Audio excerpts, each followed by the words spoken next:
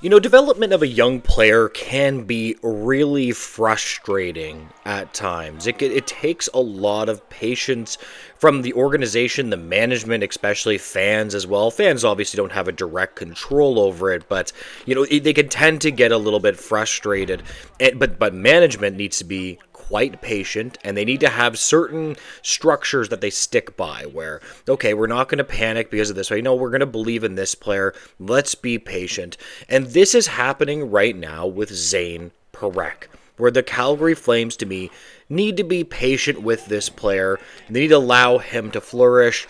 But a lot of the situation that we're seeing online is a lot of people having difference of opinion on how the Calgary Flames are dealing with Parekh right now. But guys, welcome back to Pixel Plus Hockey. If you could make sure to hit that subscribe button, it would be so greatly appreciated. And thank you so much to those that are already supporting me as well. It is very humbling. So the Calgary Flames pumped the Columbus Blue Jackets 5-1. I'm surprised that the Calgary Flames even scored 5 goals, but hey man, credit to them. They're 4-9-2, and Zayn Parekh was a healthy scratch in that game. And again, Flames fans were talking about the game before where he got benched, and a lot of them were a little bit frustrated. Here's the thing. Situations like this kind of suck. Because I've said this before about Zayn Parekh and the Flames, where I'm going to be tracking this player's development, you know, all year, of course. And the reality is this is a perfect candidate to be sent to the American Hockey League, but he's not the age where you can. So you're really in quite a pickle here with this player. You're like, well, for me, honestly, I probably would have just sent him back to junior. I think that's my ultimate belief with him.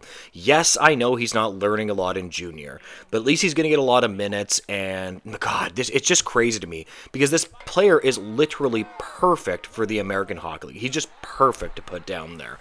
You know, it's so frustrating. The Leafs are in a better situation here with Easton Cowan. They can send him down because he's the age where you can. And the CBA changes cannot come soon enough. This is so unfair. I understand it's bad for, you know, junior teams or whatever, but it's just a little bit silly. Let's be clear here. And here we have an interesting tweet of the difficulty that Parekh has been going through when Calgary was playing Philadelphia. Zayn Parekh had a rough go of it on the first power play on the power play at the end of the first period. My apologies. And I think this is the reason why he barely saw ice in the second. I know Parekh needs to lessen the amount of turnovers, but the only way to learn is to play him and show him that you trust him. Close quote. So again, that is going to be the situation here. A lot of people are going to say it's completely normal for a player to sit at this age, 19 years old. It's actually relatively rare for a player to make the NHL at that age to begin with. But we're sitting here being like, how do we develop this player? How exactly do you go about it? I kind of am in the camp that you might just want to play him or just send him back to junior, one or the other, because I'm not really sure if this is what's best for him, although I do concede the point that it is normal at 19 years old to have a player like this struggle a little bit. It's not a big deal. Like, I think Zayn Parekh is obviously going to be a heck of a player.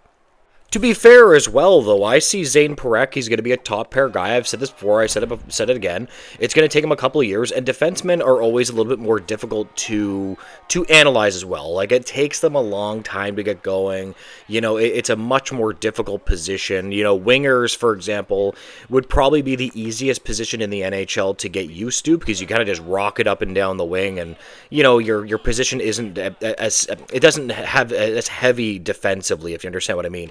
Centers and defensemen are the hardest in the NHL, and goalies, obviously. But if you were a winger, you could just tell this guy, hey, just rip up and down the wing. It doesn't really matter that much, and just try to play, you know, your best defensively.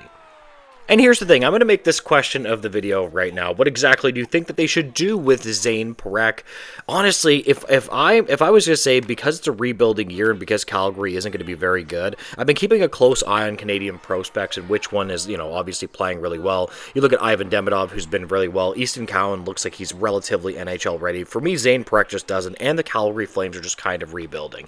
Where it becomes difficult, though, is the Calgary Flames have burned a year of his ELC. I will say one more thing, though. though, that most teams don't really seem to care as much about entry-level contracts as you think.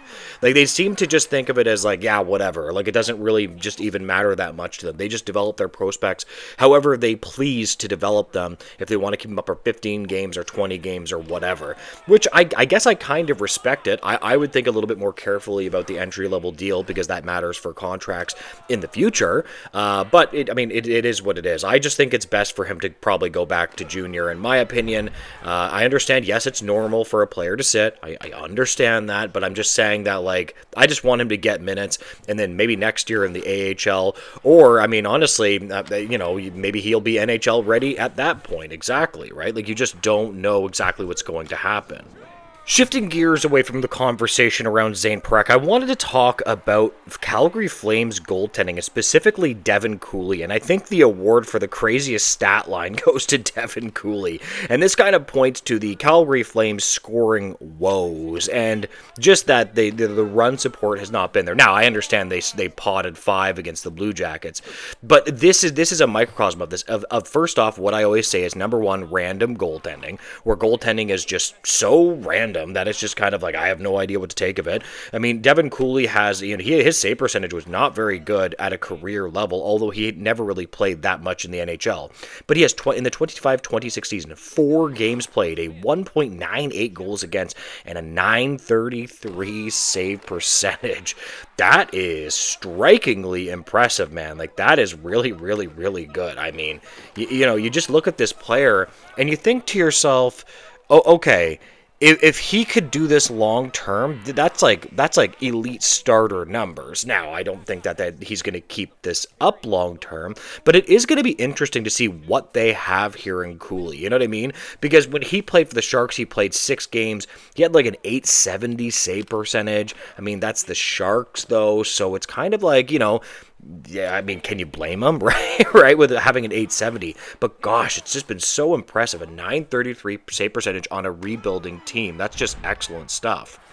And one more thing that I also wanted to talk about was Dustin Wolf. Now, I got a little bit of hate for this, where I was talking about Dustin Wolf, and then he needs to pick it up. And I'm not going to absolve Dustin Wolf of any responsibility when it comes to his performance. And he wasn't performing nearly good enough, in my opinion. Like, he just needs to be better, and I think that he will be better. If you look over his career stats in any hockey league, he's just been quite good, even the American Hockey League. And now he has 13 games played, a 3.19 goals against, and a .895 save percentage. That's excellent stuff. Well, it's not excellent. It's getting better from where he was, and that's creeping more towards NHL average save percentage, and then he obviously will be above that. So it's good to see after the Flames signed him to that big contract that he is going to still continue being a quality goalie. Anyways, guys, I just wanted to talk about all of those Flames things. If you can make sure to like, comment, and subscribe, I would greatly appreciate it, guys, and make sure to have a great day. Goodbye, guys.